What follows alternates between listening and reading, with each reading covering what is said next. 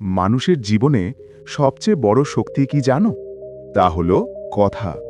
একটা ভালো কথা যেমন মানুষকে জয়ের পথে নিয়ে যেতে পারে, ঠিক তেমনি বাড়তি বা ভুল সময়ে বলা কথা মানুষের জীবনকেই ধ্বংস করে দিতে পারে।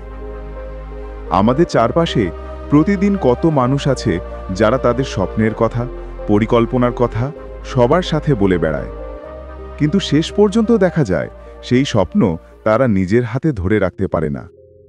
কারণ পৃথিবীতে সবাই তোমার ভালো চায় না। কেউ কেউ তোমার হাসি দেখে খুশি হয়, আবার কেউ কেউ মনে মনে চায় তুমি ব্যর্থ হও।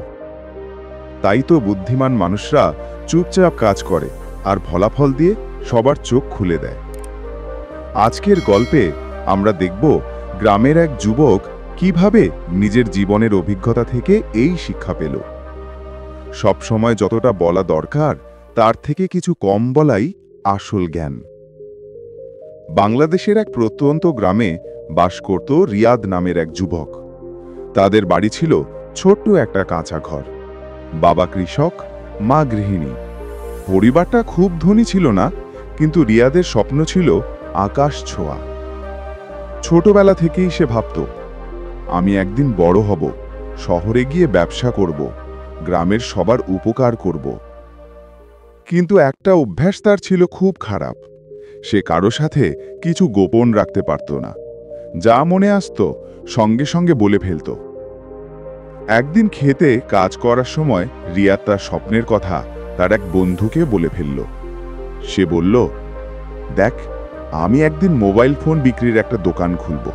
সবাই গ্রামের মানুষ শহরে না গিয়েই এখানে ফোন কিনতে পারবে। আমি জানি এটা একদিন অনেক বড় হবে। বন্ধুটা হাসি মুখে সব শুনল, প্রশংসা করল, কিন্তু ভেতরে ভেতরে সে অন্য কিছু পরিকল্পনা করল। কয়েক মাস পরে রিয়াদ দেখল সেই বন্ধু ঠিক একই আইডিয়া দোকান খুলে বসেছে। দোকানটা বাজারের সবচেয়ে ভালো জায়গায়, যেখানে রিয়াদও দোকান দিতে চেয়েছিল। রিয়াদ ভেঙে পড়ল। তার মনে হচ্ছিল সে যেন নিজের স্বপ্নটা কারো হাতে তুলে দিল। সে রাতে মা বাবার সামনে কান্না করল। আমার স্বপ্নটা আমি নিজের মুখেই নষ্ট করলাম। যদি চুপ করে থাকতাম তাহলে আজ দোকানটা আমার হতো। তার বাবা শান্ত গলায় বললেন, বাবা, ধান গাছ যখন ধান ধরে তখন সে মাথা নিচু করে, আর যে গাছ ফলহীন সে আকাশের দিকে মাথা তোলে।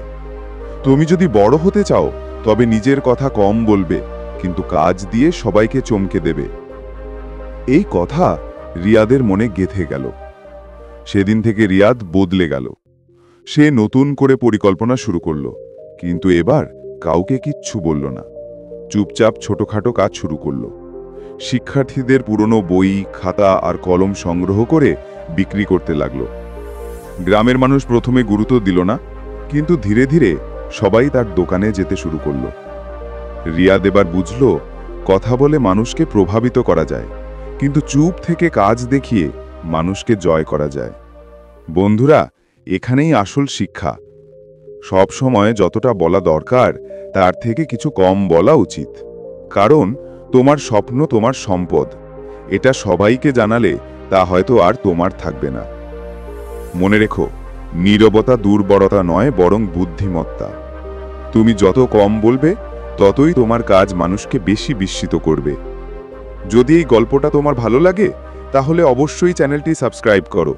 প্রতিদিন মোটিভেশনাল অডিও শোনো, নিজেকে অনুপ্রাণিত রাখো। তোমার এক ক্লিক আমাদের জন্য বড় অনুপ্রেরণা। কিছু বছর পর রিয়াদ তার দোকান বড় করল। আজ সে শুধু বই খাতা নয়, মোবাইল, ইলেকট্রনিক্স সব বিক্রি করে। গ্রামের মানুষ বলে, রিয়াদ আমাদের গর্ব। যে বন্ধু একসময় তার আইডিয়া চুরি করেছিল সে অনেক আগেই ব্যবসায় টিকে থাকতে পারেনি।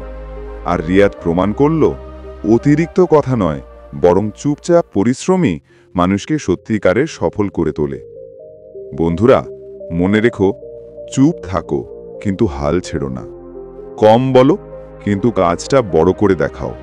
আর কখনোই ভুলে যেও না, তোমার নীরবতা তোমার সবচেয়ে বড় শক্তি।